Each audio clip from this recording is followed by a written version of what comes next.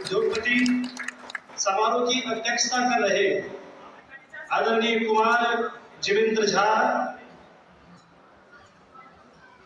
अति विशिष्ट अतिथि के रूप में राम सिंह जी चारणे, महेंद्र सिंह जी कुपावत, महेंद्र सिंह जी बालोच, सम्मानित मंच, समुपस्थित क्षत्रिय बंधुओं, मातृशक्ति, तारों के तरह टिमटिमाते बालक बालिकाओं, आप सभी के भीतर बैठा परमात्मा उसके पावन चरणों में प्रणाम करता हूं। मेरा प्रणाम स्वीकार करें। दीपावली के पावन स्नेह मिलन समारोह पर आप सभी अपनी एक नई ऊर्जा लेकर के इकट्ठे हुए हैं। ये आपकी ऊर्जा आने वाले कल का भविष्य होगी। इस ऊर्जा में नाना प्रकार के जो जीवन की अपेक्षाएं हैं और जो जीवन के उन्नत शिखर की भावनाएं हैं, हम सभी चाहते हैं कि क्षत्रिय समाज एक प्रकृति की राह पर चले। परंतु बंधुओं, यदि प्रकृति की राह पर चलना है तो हमें महाराणा प्रताप और दुर्गादास राठौर से सीखना होगा बंधुओं, क्योंकि दुर्गादास राठौर स्वाभिमान के प्रतीक हैं और महाराणा प्रताप शौर्य के प्रतीक हैं। जो हमें मूवमेंट दिया गया उसमें 3 मूर्तियां हैं, 3 फोटो छपे हुए हैं। एक तो मां दुर्गा जो शक्ति का प्रतीक है, दुर्गादास राठौर स्वाभिमान के प्रतीक हैं और महाराणा प्रताप शौर्य के प्रतीक हैं। ये क्षत्रिय समाज को 3 जीवन की प्रेरणा इनसे हमें लेनी चाहिए बंधुओं, क्योंकि जन्म तो सभी का होता है, जीवन कुछ लोग बना पाते हैं। जन्म असंख्य लोग दुनिया में पैदा होते और मर जाते हैं, पर जीवन कुछ चंद लोग बना पाते हैं। इसलिए आज भी श्री राम के जाने के पश्चात में जब त्रेता में राम का जन्म हुआ, उनके जाने के पश्चात में भी आज वर्तमान समय में 2500 करोड़ रुपए लगा करके राम का भूमि मंदिर बन रहा है। इससे बड़ा उदाहरण इस देश में नहीं मिल सकता है। हम सभी को चाहिए कि हम अपने पूर्वजों को याद करें, सम्मान करें, परंतु बंधुओं खाली याद करने से काम नहीं चलेगा। क्षत्रिय के भीतर जरा सा त्याग की भावना होनी चाहिए। और कलयुग का वर्तमान का समय है संगठन की ओर हमें अग्रसर होना चाहिए। इस कलयुग में संघे शक्ति को युगे, आपके संगठन में ही शक्ति है, आपके विघटन में शक्ति नहीं हो सकती है बंधुओं। हमें संगठन रखना होगा और जहां हमारे मानवीय मूल्यों के सम्मान की बात आती है वह हमें स्वाभिमान से समझौता नहीं करना चाहिए बंधुओं। मैं आप लोगों से कहना चाहूंगा कि कहीं तो राम और भरत की इस देश में कथाएं सुनाई जाती है। एक तो भाई राम और भरत हुए, भरत वनवास जाकर के श्री राम से कहते हैं कि आप अयोध्या चलिएगा, मुझे राज सत्ता नहीं चाहिए। एक कौरव और पांडव हुए बंधुओं, उन्होंने कहा कि हम 100 हैं, तुम 5 और बिना लड़ाई की 1 दिन जमीन भी तुमको दान में नहीं दी जाएगी। यदि जमीन चाहिए तो हमसे युद्ध करना होगा। परंतु इतिहास में श्री राम का लिखा गया, कौरव पांडवों का नाम नहीं लिखा गया, परंतु पांडव को सम्मान दिया गया। मैं आप लोगों से कहना चाहूंगा कि आज वर्तमान समय में जो हमारे भाई लोग हैं, हमें राम से शिक्षा लेनी होगी। हमें संस्कारों को जरा सा ज्ञान करना होगा कि हमारा जीवन किस ओर जा रहा है और किस ओर हम जी रहे हैं। इसलिए हम सभी को चाहिए कि आज जो भाइयों के बीच की जो दूरी है, यदि सबसे पहले की मदद करनी है तो मैं आप लोगों से कहूंगा अपने भाई की मदद कीजिए। समाज से पहले बंधुओं, यदि भाई की मदद करते हैं, मैं बहनों से कहना चाहूंगा यदि मदद करना है तो अपनी देवरानी जेठानी की मदद कीजिएगा बंधुओं। हमें पड़ोसी की मदद बाद में करनी चाहिए, पहले अपने भाई की मदद करिएगा। ये भाव आपके भीतर पैदा हो जाएगा तो समाज की सूरत बदलते देर नहीं लगेगी। इसलिए हम सभी को चाहिए कि दीपावली के स्नेह मिलन समारोह पर जैसे दीपक की लो आकाश में ऊपर की तरफ उठती है, नीचे की तरफ नहीं, क्योंकि जब भी आप दीपक जलाते हैं तो दीपक हमेशा ऊपर की तरफ उठता है। हम सभी को चाहिए कि हम ऊपर की ओर उठे। हमारा पतन यदि हो गया बंधुओं तो ध्यान रखना कि आने वाले समय में इतिहास के पन्नों से क्षत्रिय जाति गायब हो जाएगी। और वर्तमान समय में अन्य कुछ लोग षड्यंत्र करके आपके महापुरुषों को छीनने का प्रयास कर रहे हैं। इस पर भी जरा सा आपको ध्यान रखना होगा। खाली मैं पिया मेरा बैल पिया कुआं ढह पड़े, इस कहावत को हमें जरा सा छोड़ना होगा बंधुओं। हम सोचते हम तो शहर में आ गए, अब गांव से क्या लेना देना। हमारी मानवीय परंपराओं को जरा सा हमें जिंदा रखना होगा। इसलिए हम सभी को चाहिए कि जन्म तो सभी का होता है और जीवन महाराणा प्रताप जैसे बना पाते हैं, जीवन दुर्गादास राठौर जैसे बना पाते हैं। जीवन यदि पूछा जाए तो बंधुओं सरदार पटेल ने इस भारत का एकीकरण करने में बहुत बड़ा दिया, परंतु हमें 550 रियासतों को नहीं भूलना चाहिए जिन्होंने अपने सर्वस्व लौटा दिया इस भारत को बनाने के अंदर। इसलिए बंधुओं, हम सभी को चाहिए कि आप लोग उस संभाग कौन के वाहक है जो आपको जो दान दिया, तपस्या, त्याग, महावीर से लेकर के कश्मीर से कन्याकुमारी तक, यदि हम इतिहास की चर्चा करें बंधुओं, बहुत लंबा समय लग जाएगा। इसलिए मैं एक छोटी सी बात कहकर अपनी बात को पूरा करूंगा कि जन्म सभी का होता है, जीवन बहुत कुछ लोग बना पाते हैं। इसलिए जिन्होंने जीवन बनाया उनका गली गली चौराहे चौराहे स्टेचू लगा है। इसलिए एक कहानी मेरे समझ में आती, वो मैं आप लोगों से कहूं, शायद मेरी बात का पूरा सार आप तक पहुंच जाएगी, मेरे हृदय की भावनाएं। वर्तमान समय में हम सभी को चाहिए कि जो हमें जीवन मिला उसको ठीक से जीने का प्रयास करें। हम जिंदा तो है पर जिंदा दिखते नहीं है। इसलिए प्लेटो ने एक बात कही थी कि दुनिया में जो भी पैदा होता है वो सब बूढ़े पैदा होते हैं। प्लेटो से पूछा गया कि भैया हमारे हिंदुस्तान में जो बच्चा पैदा होता है वो बच्चा होता है, बूढ़ा नहीं होता। प्लेटो ने कहा मेरा संदर्भ इस विषय में नहीं है।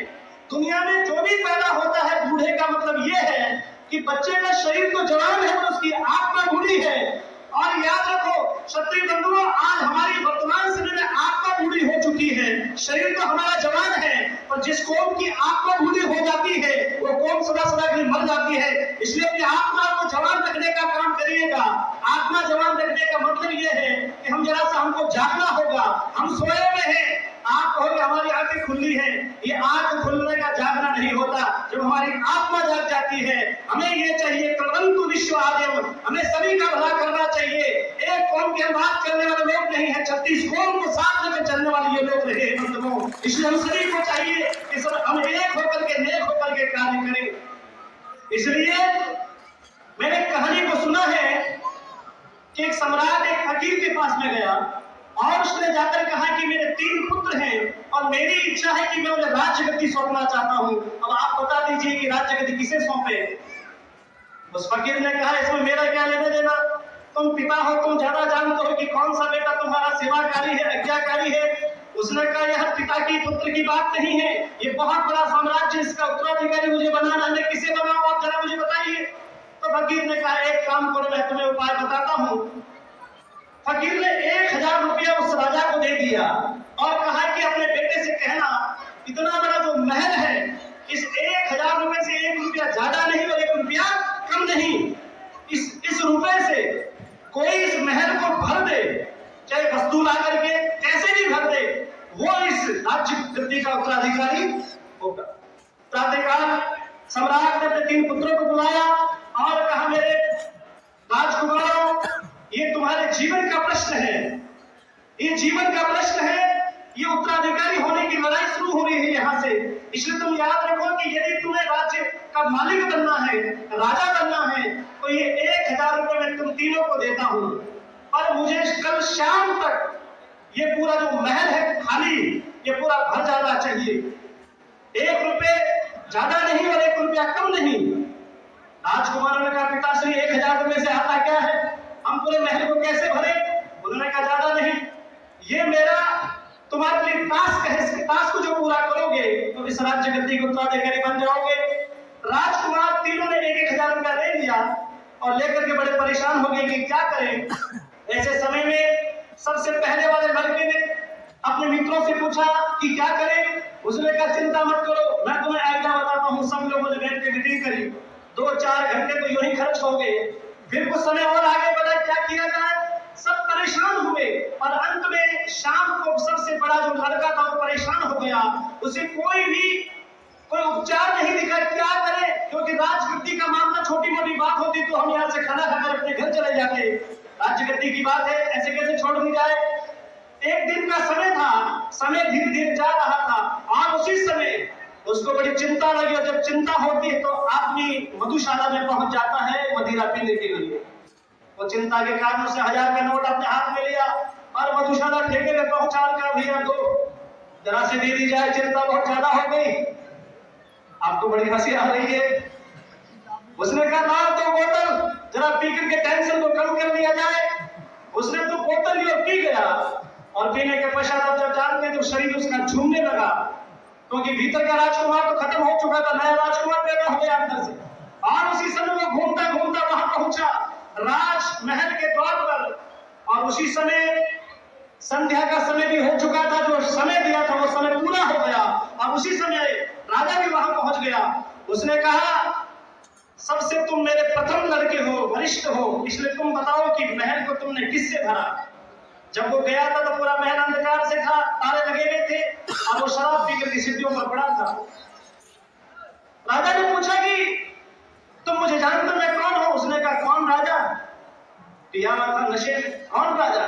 तुम्हारा पिता? अरे कौन पिता? वो बड़ा हैरान हुआ कि शायद ये समझ नहीं पा रहा। उसने कहा, तुम परीक्षा में फेल हो जाओ तो नाटक मत करो, ये तुम्हारे पास अंतिम घड़ी है, तुमने क्या महल को भरा है, जरा मुझे बताइएगा। उसने कहा कि मैं तुम्हें जानता नहीं, तुम हो कौन? ना तो मैं राजकुमार हूं, ना तुम राजा हो। राजा को पता लगा कि शराबी हो चुका है, ये राज्य गद्दी का उत्तराधिकारी नहीं हो सकता। वो वहां से आगे बढ़ गए। अब जो दूसरा जो पुत्र था, वो लड़का था, उसने विचार किया कि मैं क्या करूं। उसने कहा, और 1000 रुपए में सबसे सस्ता यदि कोई आ सकता तो कचरा आ सकता है, क्योंकि सोना तो 1000 रुपए में आ नहीं सकता। उसने पूरे नगर पालिका वालों की पास जाकर रिक्वेस्ट करी कि ताश की लड़ाई है राज्य गद्दी का मालिक बनने की, आप कृपया ऐसा करें कि 1000 रुपए से फ्री में जो नगर का कचरा है पूरे मेरे महल में भर दो। समझ रहे? और ऐसी स्थिति में पूरे ट्रक आने लगे, और पूरा शाम होते होते पूरा जो भवन था उसको कचरे से भर दिया गया। राजा भी वहां पर पहुंचा। उसने पूछा, मेरे पुत्र, तुम इस राज्य गद्दी के उत्तराधिकारी बनने वाले हो, बताओ तुम्हारा महल। पूरा देखा तो महल में सड़ाम दुर्गंध हो रही थी। उसने कहा, अरे बेवकूफ, ये क्या किया? बोला, आपने तो कहा था 1000 रुपए में इतनी सस्ती चीजें नहीं आ सकती। यदि मैं कंबल से भरता, कपड़ों से भरता तो लाखों रुपए मुझे चाहिए थे। और अंत तो गत्वा उसने अपने मस्तिष्क को पकड़ कहने लगा कि मेरे दोनों बेटे जीवन में सक्सेस नहीं हो सके। और अंत जो तीसरा बेटा था, जरा मेरी कहानी को ध्यान से सुनना बंधु, ये कहानी आपके जीवन की उपयोगी हो सकती है, या आपके जीवन को बदलने के काम आ सकती है। अंतिम जो बेटा था वो कुम्हार के पास में गया, और उसने वहां से छोटे छोटे दीपक खरीदे, और उसने तेल और बाटी और पूरे जो महल था उस महल में उसने जगमगा रोशनी पैदा कर दी। और जैसी वो रोशनी पैदा करी, पिता शाम में पहुंचा, और पिता ने कहा, बताओ तुमने महल में क्या भरा? उसने कहा, देखते नहीं जिस महल में अंधेरा था, कोने कोने में देखो रोशनी छाई हुई है, एक भी ऐसा कोना नहीं है जहां प्रकाश नहीं है। और उसी समय उस राजा ने ये तय कर लिया कि 1000 रुपए में जो राज्य को चला सकता है वो मेरा उत्तराधिकारी। मैं आप लोगों से कहना चाहूंगा, दुनिया में 3 प्रकार के लोग होते हैं। एक तो टेंशन होने के बाद दारू की ढक्कन खोल लेते, बोतल खोल लेते हैं। एक दूसरे लोग होते हैं जो व्यर्थ का कचरा, समाज के छोटी मोटी विचारधाराओं की लड़ाई अपने दिमाग में रख लेते हैं। और तीसरे वो लोग होते हैं सबकी सुन करके अपने समाज को कैसे आगे बढ़ाना है, प्रकाश की ओर लेकर जाना है, वो लोग काम करते हैं। इसलिए हम सभी को चाहिए कि समाज का योगदान कैसे कर सकते हैं, इस समाज को आगे कैसे बढ़ा सकते हैं, शिक्षा के रूप में, संस्कार के रूप में हमारा समाज आने वाले समय में भारत के इतिहास में पुनः नवीनीकरण कर सके, यह हमें कार्य करना चाहिए बंधुओं। इसलिए आप सभी लोगों से मेरा निवेदन होगा कि आप अपने जीवन में एक दीपक जलाने का कार्य करिएगा, पर याद रखना, दीपक बाहर का नहीं होना चाहिए, भीतर का दीपक जलना चाहिए। और जब भीतर का दीपक जलेगा तो भाई भाई के बीच में दुश्मनी नहीं, प्रेम का भाव पैदा होगा। हम चाहते हैं कि हमारा समाज राम और भरत का समाज होना चाहिए, हम नहीं चाहते कौरव और पांडव का समाज हमारा समाज जैसा हो बंधुओं। इसलिए हम सभी को चाहिए सशक्तिकरण करते हुए अपने जीवन में बच्चों को अच्छे संस्कार देने का काम करें। हमने एक बीड़ा उठाया है कि हम पुष्कर की धरती पर एक गुरुकुल की स्थापना करना चाहते हैं। हमारे वर्तमान समय में राजस्थान में राजनीति बहुत कमजोर है राजपूत समाज की, इस चीज को आप मान के चले, क्योंकि मुझे पूरे राजस्थान भर का दौरा करने को सौभाग्य प्राप्त होता है।